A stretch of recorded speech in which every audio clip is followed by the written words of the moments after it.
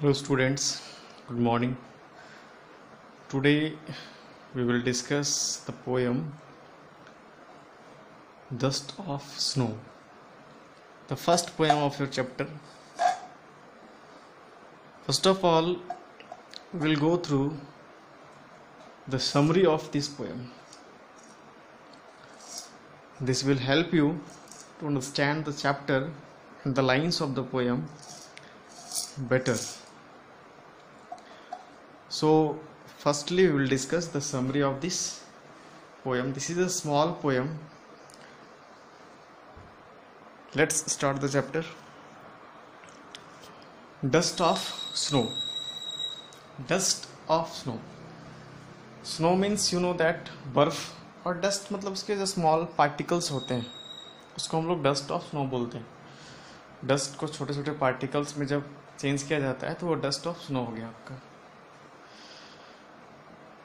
Dust of snow by Robert Frost. और इस poem को जो लिखे हैं वो रॉबर्ट फ्रॉस्ट ने लिखा है ना.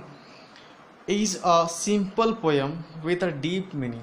ये एक साधारण पोयम है लेकिन इसका जो मीनिंग है वो बहुत ज़्यादा डीप है, गहरा है. It expresses the significance of small things in changing one's attitude. ये बताता है, एक्सप्रेस करता है द सिग्निफिकेंस. सिग्निफिकेंस का मतलब अहमियत या महत्व, इम्पॉर्टेंस. किस चीज़ का इम्पॉर्टेंस? Of small things. छोटी से छोटी वस्तुओं का इम्पॉर्टेंस जो होता है इस पोयम में हम जानेंगे कि कैसे इन चेंजिंग वंस एटीट्यूड, वो एक छोटी सी वस्तु, एक छोटी सी इंसिडेंट, एक छोटा सा कोई भी चीज़ जो होता है आपके लाइफ को कैसे चेंज कर देता है, किसी के एटीट्यूड को, किसी के रवैये को किस प्रकार से वो बदल सकता है. The poem explains that. Poem बताता है कि इसमें एक्सप्लेन किया गया है that little things in life can make huge changes. किसी के भी जीवन में छोटी सी जो बदलाव होती है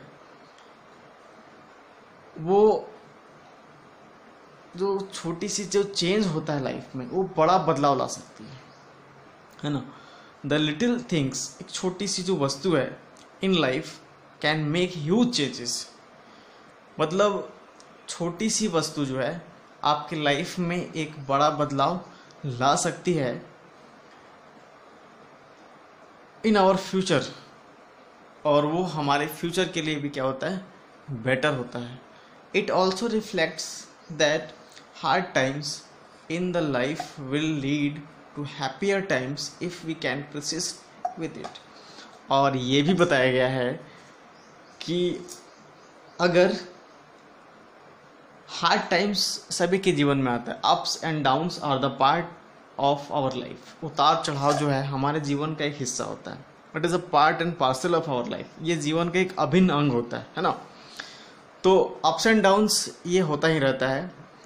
तो कहता है कि hard times in the life, जो हार्ड टाइम्स होते हैं, कठिन के समय, स्ट्रगल का टाइम जो किसी के जीवन में होता है वो हमेशा हार्ड नहीं रहता है. Will lead to happier. वो अच्छा भी बन जाता है, वो टर्न भी होता है, वो बदलता भी है. और अच्छा टाइम जो है, बुरा टाइम जो है वो अच्छा में परिवर्तित भी होता है if we can persist with it. अगर हम उससे क्या करें कि डटे रहें. परसिस्ट का मतलब होता है डटे रहना, है ना, दृढ़ रहना. अगर हम उस पर टिके हुए हैं, हम स्ट्रगल कर रहे हैं, हम वहाँ से हटे नहीं हैं, वहाँ से पीछे नहीं बढ़े हैं, तो हमारे लाइफ में जो हार्ड टाइम है वो ज़्यादा समय के लिए नहीं होता है. वो एक समय के बाद वो ख़त्म हो जाता है. और फिर जैसे कहते हैं ना कि हर रात के बाद एक सवेरा आता है, उसी तरह से हमारे हार्ड टाइम के बाद एक अच्छा टाइम, एक अच्छा दिन निश्चित रूप से आता है. तो इन्हीं सारी चीज़ों को हम डिस्कस करेंगे आज आपके पोयम में. Now explanation of the poem. The way a crow, stanza first में हम लोग देख रहे हैं. The way a crow sook down on me the dust of snow from a hemlock tree. अब पहले यहाँ पे जानेंगे हेमलॉक ट्री क्या है. It is a poisonous tree. Hemlock tree एक विषैला पौधा होता है, पेड़ होता है, जिसकी पत्तियाँ जो होती है वो स्मॉल होती है, छोटी होती है, और उसमें वाइट वाइट फ्लावर्स आते हैं, और एक पॉइजनस है, उसका पत्ता भी लोग खा करके डेथ कर सकते हैं ना, उसके पत्ते इतने जहरीले होते हैं, ठीक है। तो overall it is a poisonous tree. देखते हैं हम लोग। The poet Robert Frost recounts a small incident that changes his mood। Poet जो रॉबर्ट फ्रॉस्ट है वो रिकाउंट करता है एक स्मॉल इंसिडेंट। रिकाउंट मतलब बयां करता है, बताता है, सुनाता है एक छोटी सी घटना, दैट चेंजेस हिज मूड, जो उसके मूड को क्या कर देता है, बदल देता है ना। It seems very simple but it has a great significance. मैंने भी बताया आपको कि ये मालूम पड़ती है, सेम्स मतलब मालूम पड़ना, क्या मालूम पड़ता है कि छोटी सी वस्तु लेकिन जो चेंजेस लाती है वो बहुत बड़ा चेंज लाती है ना। The poet was once very depressed and hopeless. Poet जो है एक बार बहुत दुखी रहता है, होपलेस रहता है ना, हताश रहता है, निराश रहता है। He was in a state of sorrow and was lost in his thoughts. वह दुख की अवस्था में रहता है और अपने ख्यालों में खोया हुआ रहता है ना। दुख से खोया हुआ रहता है मतलब डिप्रेस्ड, पूरी तरह से हताश, है ना। He was standing under the hemlock tree, और उसी पॉइजनस पेड़ के नीचे वो खड़ा था। सडनली, अचानक से, a crow that was sitting on the tree, उस पेड़ के ऊपर एक कौवा बैठा रहता है, और वो क्या करता है, suddenly shook the tree and the fine particles of snow that from the tree fell on the poet।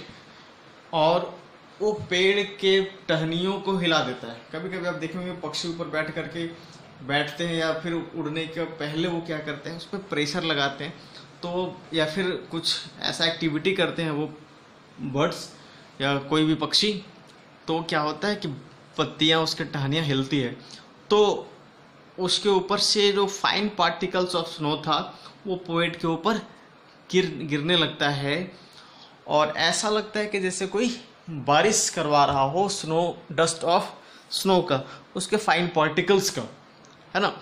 तो फर्स्ट स्टैंजा में हम ये देख रहे हैं कि पोएट जो है वो बड़ा दुखी है, उस पेड़ के नीचे खड़ा है और अपने दुख भरे मानसिकता से वो अपने ख्यालों में खोया हुआ है ना। तभी सडनली एक कौवा जो है ऊपर से उसके पेड़ के ऊपर में बैठा है और उसकी पत्तियों को हिलाता है वो, और उससे क्या होता है, हिलाने से particles of snow from the tree fell on the poet. Particles of जो स्नो होता है, उसके छोटे छोटे टुकड़े जो होते हैं बर्फ के, वो पोएट के ऊपर गिरते हैं, है ना। Next, go to the next stanza. Next stanza है, has given my heart a change of mood and saved some part of a day I had ruined। ruined यहाँ पे एक वर्ड है, ये पास्ट टेंस में है।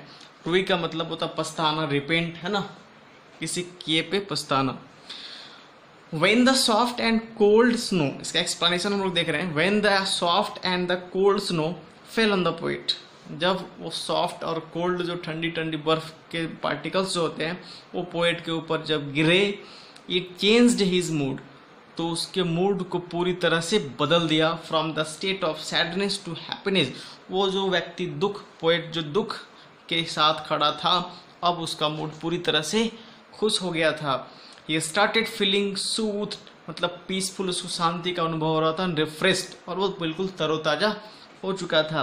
दिस सिंपल इंसिडेंट, ये कोई बहुत बड़ी घटना नहीं थी, केवल एक कौवे ने अपने एक्टिविटीज से वो उसके ऊपर स्नो फेल किया, और ये simple incident help him to enjoy the remaining part of the day.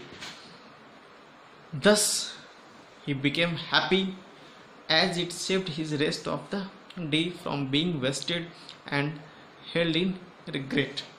अब क्या हुआ कि ऐसा करने से उसका जो बाकी समय जो बचा था, बाकी का जो समय था वो दुख से नहीं गुजरा, वो उसका जो समय था वो कम्प्लीटली वो उसका मूड चेंज हो गया।